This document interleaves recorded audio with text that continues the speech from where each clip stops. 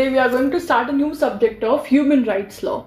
Here we will be discussing four things: the meaning of human rights, the definition of human rights, the evolution of human rights, and the basis of human rights. Okay, so let's begin with the meaning of human rights. So human rights क्या होते हैं? They are those rights that every human being has by virtue of his or her human dignity. ये वो rights होते हैं जो कि हर मनुष्य के पास, हर human being के पास होते हैं. किस कारण से? By virtue of or as a result of his or her human dignity. जो उस human being का recognition होता है, जो उसकी dignity होती है in context of the humanity that prevails in the society, that the rights that person possesses, that he should be valued, he should be respected, he should be treated ethically. So that constitute the dignity of a human being. तो उस context में या उसके द्वारा as a result of that human dignity जो भी rights human being acquire करते हैं, ठीक है, they are called as human rights. ठीक है, these rights are available to all human beings from their birth, irrespective of any sort of discrimination on caste, creed, religion, sex और nationality. ठीक है, ये सारे जो human rights होते हैं, जितने भी human rights होते हैं, वो सारे human beings since their birth उन्हें अक्वायर कर लेते हैं, वो उनको अवेलेबल हो जाते हैं. ठीक है, जैसे ही एक मनुष्य जन्म लेता है उसी क्षण से वो सारे जो ह्यूमन राइट्स हैं वो पर्सन को अवेलेबल होते हैं. फर्क नहीं पड़ता उसका क्या कास्ट है, क्या रिलीजन है, क्या सेक्स है, क्या नेशनैलिटी है, irrespective of all these discriminatory grounds उनको वो जो राइट्स हैं वो अवेलेबल होते हैं. These rights are also known as the birth rights, the natural rights, the inherent rights, basic rights और फंडामेंटल राइट्स. इन ह्यूमन राइट्स को बर्थ राइट्स भी कहा जाता है, फंडामेंटल राइट्स भी कहते हैं लोग, इनको नेचुरल राइट्स भी बोलते हैं, इनहेरेंट राइट्स भी बोलते हैं. ठीक है, भी इनको बुलाया जाता है. ठीक है, तो ये कुछ एक बेसिक इंट्रोडक्टरी पैराग्राफ था. ठीक है, जो आप अपने आंसर में स्टार्ट करेंगे वाइल राइटिंग योर आंसर, और समझने के पॉइंट ऑफ व्यू से भी this was a basic intro. ठीक है, एक लैंडमार्क केस में ह्यूमन राइट्स के बारे में बात की गई थी. That was Maneka Gandhi versus Union of India 1978. तो इस केस में जस्टिस पी.एन. भगवती ने ऑब्जर्व किया था that all those rights which are essential for the protection and maintenance of the dignity of individuals and create conditions in which every human being can develop his or her personality to the fullest extent may be termed as human rights. Justice पी.एन. भगवती ने observe किया कि वो सारे rights जो कि ज़रूरी होते हैं एक इंडिविजुअल की डिग्निटी को प्रोटेक्ट करने के लिए, ठीक है, एक इंडिविजुअल की डिग्निटी को मेंटेन करने के लिए, और उसके साथ साथ वो सारे राइट्स जो ऐसी कंडीशंस को क्रिएट करते हैं, ठीक है, ऐसी कंडीशंस को क्रिएट करते हैं जिसमें हर ह्यूमन बीइंग अपने आप को डेवलप कर सकता है, अपने आप को डेवलप करने की अपॉर्चुनिटीज़ पाता है.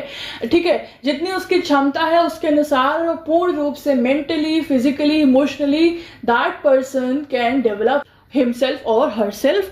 तो ऐसे राइट्स को कहते हैं, जो राइट्स ऐसे कंडीशंस को क्रिएट करते हैं, जो राइट्स उसकी डिग्निटी को प्रोटेक्ट और मेंटेन करते हैं, वो सभी राइट्स कहलाते हैं ह्यूमन राइट्स. उन सभी राइट्स को हम ह्यूमन राइट्स कह सकते हैं. ये कहा था जस्टिस पी.एन. भगवती ने in the case of Maneka Gandhi versus Union of India.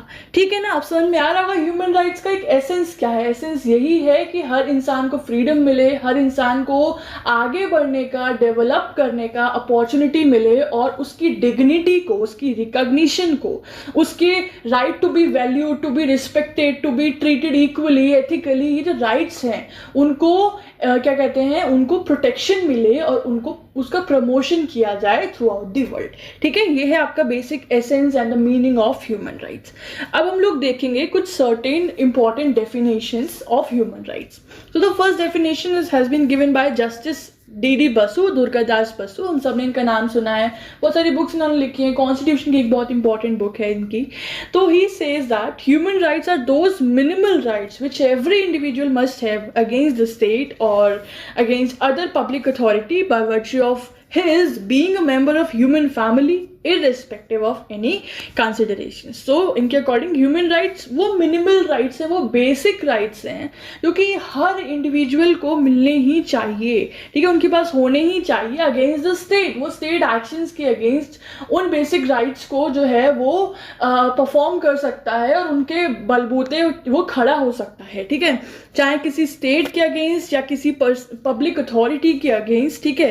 कि क्यों? क्योंकि वो ह्यूमन फैमिली का पार्ट है, है, ठीक है, इसलिए वो राइट्स उसको मिलने ही चाहिए, जैसे कि freedom of speech, freedom of expression, ठीक है, और बिना किसी भी तरीके के कंसिडरेशन के कि ये इस कास्ट का है इसलिए इसको मिलेगा या इस सेक्स का है इसलिए उसको मिलेगा, नहीं, कोई भी कंसिडरेशन, कोई भी डिस्क्रिमिनेशन के क्या कहते हैं बिना, ठीक है, सभी को मिलना चाहिए। तो ये कहते हैं डी बसु, ये है ह्यूमन राइट्स की definition as per justice D Basu. Next definition has been mentioned in the UDHR. It's a very landmark declaration or the document which has promoted the human rights. That is the Universal Declaration of Human Rights 1948. So according to this, human rights are the rights derived from the inherent dignity of the human person.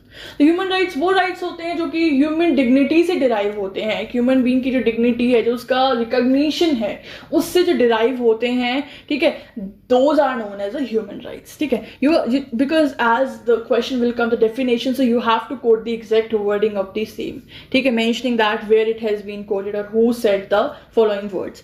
The third and the last definition here has been mentioned in the section 2(1)(d) of the Protection of Human Rights Act 1993. So according to this, human rights are the rights relating to the life, liberty, equality, dignity of the individual, which is guaranteed by the Constitution or which is embodied in the international covenants and enforceable by the courts in India. तो इसमें कहा गया था कि human rights वो rights होते हैं जो कि एक पर्सन की, एक ह्यूमन बीइंग की लाइफ से रिलेटेड होते हैं, उसकी लिबर्टी से रिलेटेड होते हैं, ठीक है, उसको इक्वलिटी से रिलेटेड होते हैं, उसकी डिग्निटी से रिलेटेड होते हैं. These four are the very key words of this section of this definition, the life, liberty, equality and dignity of the individual, जो कि या तो उसके स्टेट के कॉन्स्टिट्यूशन में गारंटीड होते हैं कि ये हर इंडिविजुअल को दिया जाएगा या हर सिटीजन को दिया जाएगा, या फिर कुछ सर्टेन इंटरनेशनल कोवेनेंट्स जो होते हैं, कुछ ट्रीटीज जो होती हैं, उनमें ये चीज़ जो है वो साइन की जाती है और इस चीज़ का प्रॉमिस किया जाता है जो भी कंट्री स्टेट्स उसके मेंबर बनते हैं, ठीक है. एंड लेटर ऑन ये जितने भी राइट्स हैं they are enforceable by the courts in India. India के कंटेक्स्ट में फिर जो जितनी भी कोर्ट्स होती हैं, अपर कोर्ट्स, लॉ कोर्ट्स, वो इन्हें इन्फोर्स कराती हैं इन दी रिस्पेक्टिव केसेस. तो वो राइट्स कहलाते हैं जो कि इंसान की लिबर्टी, लाइफ, इक्वलिटी और डिग्निटी को प्रोटेक्ट करता है, ठीक है, उससे रिलेटेड है. Those all the rights are called the human rights, ठीक है ना. समझ में आ गया डेफिनेशन क्या है, मीनिंग क्या है.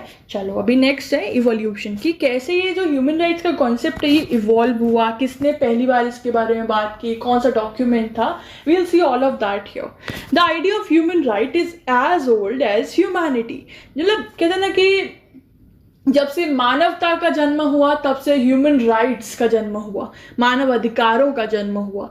तो but its systematic proclamations, its rules, its systematic orders and the declarations are more recent. इसकी जो नींव है वो तो हम तभी से कह सकते हैं जब से मानवता है, जब से ह्यूमैनिटी है, जब से ह्यूमन बीइंग है, तभी से ह्यूमन राइट्स है. लेकिन इसके जो एक सिस्टमैटिक रूल्स हो गए, जो डिक्लेरेशंस हो गए, नोटिफिकेशंस, ऑर्डर्स, वो कहीं ना कहीं रिसेंटली कुछ ट्रीटीज और पैक्ट्स के थ्रू ही प्रमोट हुए हैं और सामने आए हैं.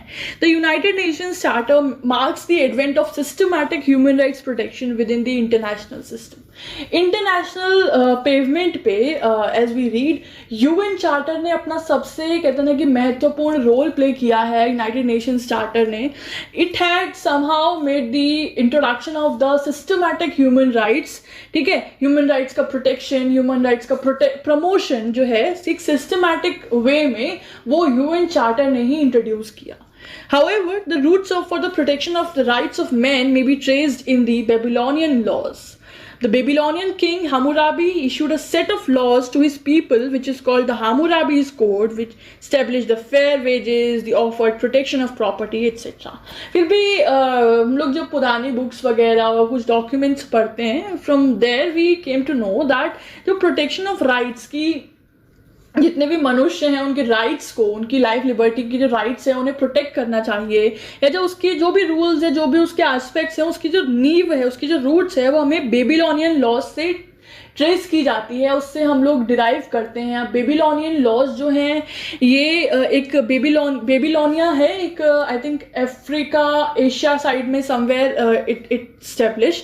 तो वहाँ के किंग हुआ करते थे हामुराबी, उन्होंने एक सेट ऑफ रूल्स प्रिपेयर किया था वहाँ के लोगों की प्रोटेक्शन, वहाँ के लोगों के राइट्स को इंश्योर करने के लिए, जो बहुत ही फेमस है, everybody knows this, Hammurabi's code. Hammurabi's code उन्होंने इनेक्ट किया था, जिसमें मतलब एक तरीके से वो फेयरनेस, इक्वलिटी को इंश्योर करता था to the people who were living there. It establish the fair wages, कि सभी को इक्वल और फेयर वेजेस देने चाहिए, ठीक है। वहाँ पे प्रोटेक्शन, प्रॉपर्टी की प्रोटेक्शन इंश्योर की गई, ठीक है। People had the protection to life in liberty as well. तो कहीं ना कहीं बेबीलोनियन लॉज जो हैं, from there we trace the advent of the protection of the rights of the human being. Okay, the human rights are also rooted in ancient thought in the philosophical concept of natural law and natural rights। इसके अलावा हम लोग human rights की जो कहते हैं कि जड़ें हैं, जो रूट्स हैं, जो बेस है, वो हम लोग एंशियंट थॉट, जो कि फिलोसफिकल कॉन्सेप्ट लोग जुरिस्प्रूडेंस में पढ़ते हैं ना, फिलोसफिकल स्कूल, वहाँ पे जो नेचुरल स्कूल है, जो बात करता है that the laws are have been derived from the nature, और you know the source is the God, right. तो जो नेचुरल राइट्स का कॉन्सेप्ट है, जो नेचुरल लॉ की जो कॉन्सेप्ट है, जो आइडियोलॉजी है, कहीं ना कहीं हम ह्यूमन राइट्स की जो रूट्स हैं वहाँ से भी डिराइव करते हैं। Plato was one of the earliest writer to advocate universal standard of ethical conduct.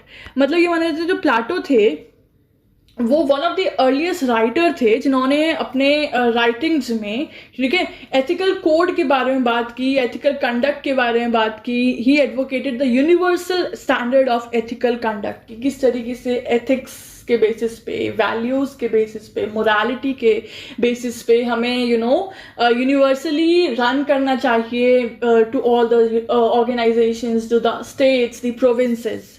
Cicero, a Roman jurist, laid down the foundation of natural law and human rights in his work.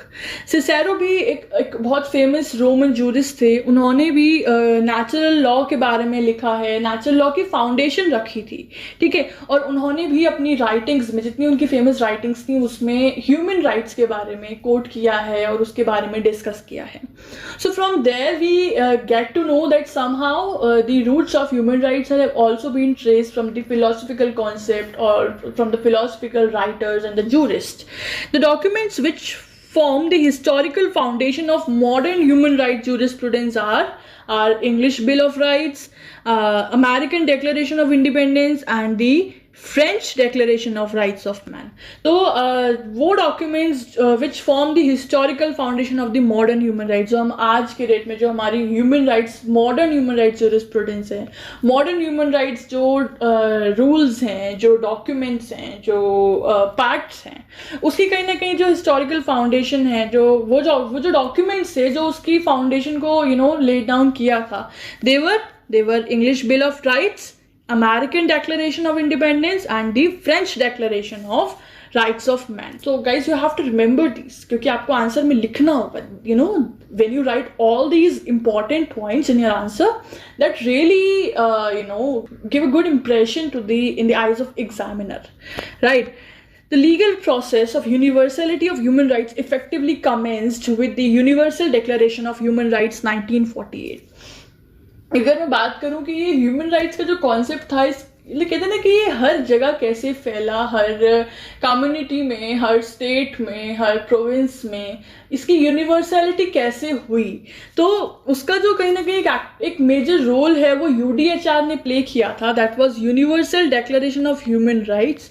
इस charter ने, इस document ने जो है कहीं ना कहीं it led to the universality of the human rights, इसको प्रमोट किया, उसको डिफाइन किया एंड उसको हर कॉर्नर तक रीच पहुंचाया। Documents which asserting the individual rights such as Magna Carta, 1215, Petition of Rights, the US Constitution, the US Bill of Rights are the originators to many of today's human rights laws. और ये जितने भी documents हैं, US Constitution itself, US Bill of Rights, right, the Magna Carta 1215, ये सारे के सारे जो documents हैं, ये जो कि individual human being के rights को depict करते हैं और उसके बारे में discussion करते हैं, ये सारे ही documents कहीं ना कहीं have originated the today's human rights laws. कई सारे हमारे आज के human right laws की जो history जब हम discuss करते हैं तो उसमें हम इन्हीं documents को पढ़ते हैं कि इन्हीं documents के essence में से we have derived these the current human right laws. ठीक है ना? तो आप लोगों को शायद समझ में आ गया होगा इसका evolution कैसे हुआ human rights का. हमने पढ़ा क्या क्या था कि इसका स्टार्टिंग यूएन चार्टर ने किया, ठीक है, कि इसको इंटरनेशनल लेवल पे कैसे लेके गया, बेबीलोनियन लॉज का क्या रोल रहा था, उसके अलावा फिलोसफिकल कॉन्सेप्ट में भी हमने ह्यूमन राइट्स को डिराइव किया है.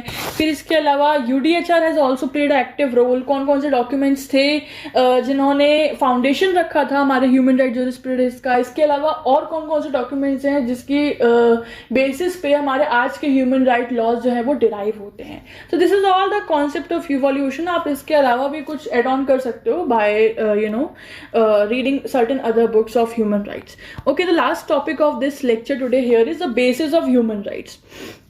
So the views of jurists on the question as to the basis of human rights are diverging, which have led to the emergence of different theories. देखो basis की बात करें कि क्या base रहा है human rights का, तो अलग अलग jurists के अलग अलग opinion आ रहे थे इसके ऊपर. They had a divergent, they have a different thought of set of thoughts. So उस वजह से क्या हुआ कि कुछ certain different theories जो हैं वो emerge हुई in regard to the basis of human rights.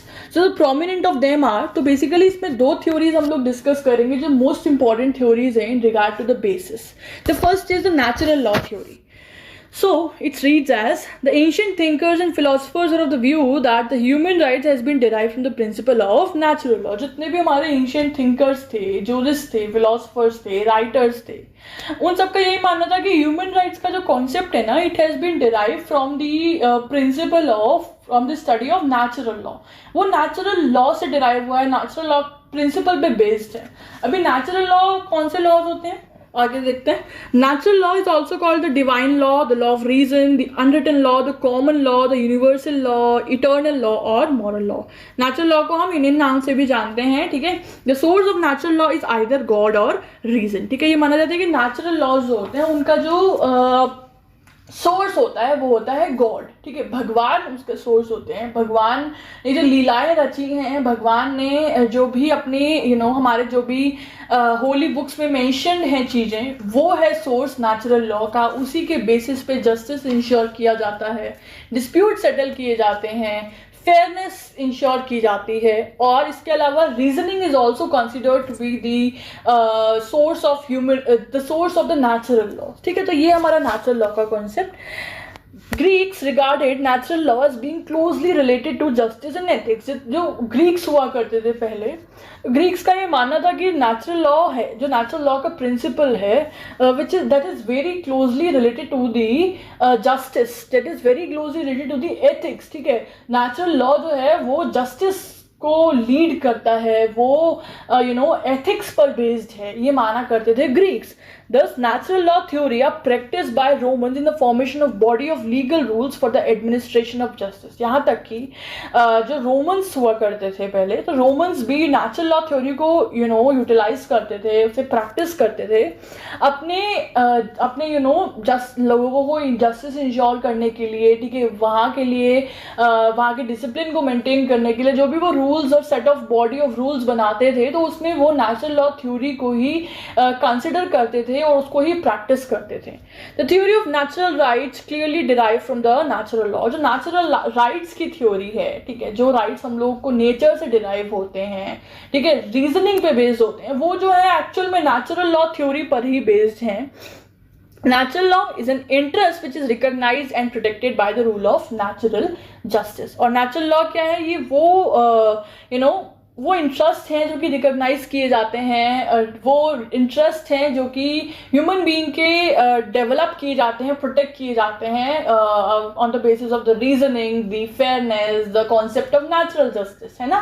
जब हम लोग 3 पढ़ते हैं concept, the equity, justice and good conscience, तो उस बेसिस पर हमारा नेचुरल लॉ थ्योरी रन करता है और लोगों को इक्वलिटी इंश्योर करता है, फेयरनेस इंश्योर करता है एंड जस्टिस इंश्योर करता है, ठीक है। The concept of natural rights found place in many documents of human rights, और नेचुरल राइट्स का जो कॉन्सेप्ट है, जो हमारे ह्यूमन राइट्स के जो बहुत सारे डॉक्यूमेंट्स हैं उसमें भी हम लोग उसको पाते हैं, जैसे कि bill of rights 1689, declaration of rights Virginia 1779, declaration of independence US 1776। इन सारे ही डॉक्यूमेंट्स में we see a reflection of the natural right concept. तो इसलिए हम कह सकते हैं कि नेचुरल राइट्स या नेचुरल लॉ थ्योरी जो है, that is one of the basis of the advent of the human rights, ठीक है। आई होप आप लोगों को समझ में आ गया होगा। Now we are having the second theory here, the social utility theory. So what does it say? Another theory which has been advocated as to the basis of human rights is the social utility theory. The theory states that what conforms to the utility or the interest of an individual represent the total sum of his happiness.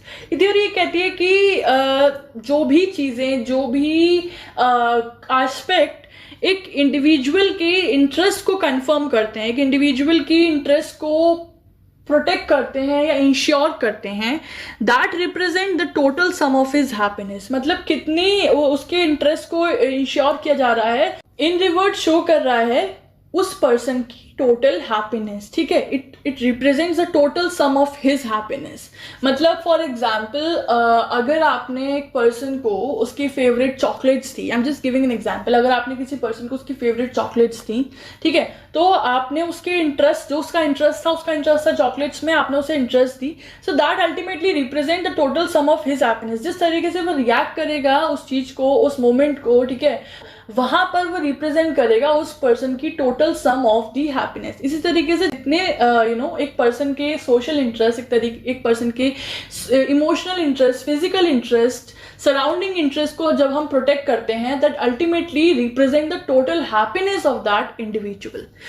And what confirms to the utility of a community represents the total sum of happiness of the individuals composing that community. और जो चीजें, जो aspect एक community मतलब group of people, एक community के utility को, एक कम्युनिटी के इंटरेस्ट को रिप्रेजेंट करता है, एक कम्युनिटी के इंटरेस्ट को कंफर्म करता है, उसको अश्योर करता है, that represent the total sum of happiness of the individuals composing that community. तो वो अल्टीमेटली रिप्रेजेंट करता है, डिनोट करता है उन सभी लोगों की इन टोटल हैप्पीनेस जो कि उस कम्युनिटी का पार्ट है। Under the social utility theory of human rights, those rights are considered genuine human rights which tend to increase the total happiness of human beings. तो इससे हम लोग ये derive करते हैं इस थ्योरी के बेसिस पे, ये जो ह्यूमन राइट्स की थ्योरी है, कि वो राइट्स ह्यूमन राइट्स कंसिडर किए जाते हैं, वो rights genuine human rights consider किए जाते हैं जो कि ह्यूमन बीइंग की टोटल हैप्पीनेस को इंक्रीज करते हैं, इन्हांस करते हैं, ठीक है।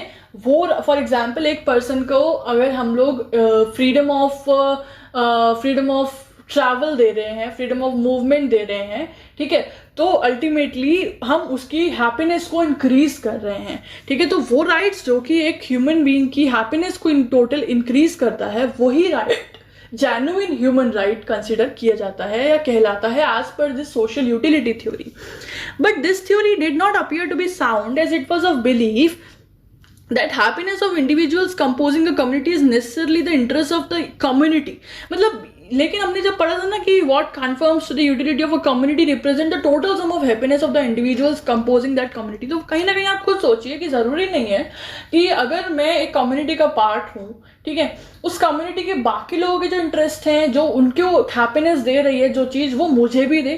तो लेकिन ये थ्योरी तो यही कह रही थी कि अगर किसी इंडिविजुअल का जो हैप्पीनेस है वो अल्टीमेटली कंपोज करता है the interest of that whole community, लेकिन ऐसा पॉसिबल ही नहीं है। तो कहीं ना कहीं उस बेस पे, उस अंडरस्टैंडिंग पे ये जो थ्योरी है वो फेल हो जाती है और ये साउंड प्रूव नहीं होती है in context of the basis of human rights, है ना। आई होप आप लोगों को समझ में आ गया होगा।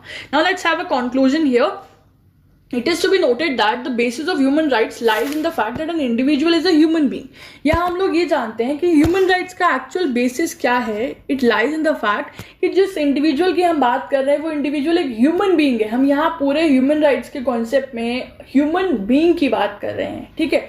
ना ही कोई animal है, ना ही कोई bird है, ना ही कोई और creature है. We are only focusing towards the human being, and the well-being and freedom in all aspects are the important aspects of individual's existence. और हम ह्यूमन राइट्स की बात कर रहे हैं, ह्यूमन राइट्स कैसे बने, कैसे होने चाहिए, क्या उसका बेसिस है, उन सभी चीज़ों में हम अल्टीमेटली सार एक ही है कि ह्यूमन एग्जिस्टेंस के लिए ह्यूमन बीइंग की वेलबींग इज़ वेरी इंपॉर्टेंट, और ह्यूमन बीइंग की फ्रीडम, उसकी स्वतंत्रता, उसका freedom is very important and very crucial out of all the aspects. Thus happiness and freedom constitute the foundation for human rights. इसलिए जो human being की, जो मनुष्य की खुशी है जिस चीज़ में, जो उसको फ्रीडम देता है, वो सभी राइट्स या वो सभी चीजें कॉन्स्टिट्यूट करती हैं in the formation of human rights. ठीक है ना. तो ये हो गया आपका concept of meaning, definition, evolution and bases of human rights. I hope आप लोगों को समझ में आ गया होगा. कोई कमी है, कोई चीज़ में डाउट है, अच्छा लगा, बुरा लगा, जो भी बात है अपनी कमेंट सेक्शन में मुझे बताइएगा, ताकि मैं और लेक्चर्स ऐसे आप लोगों के लिए लेकर आऊँ. ठीक है. नेक्स्ट लेक्चर में हम लोग पढ़ेंगे sources of human rights, the kinds of human rights and so on.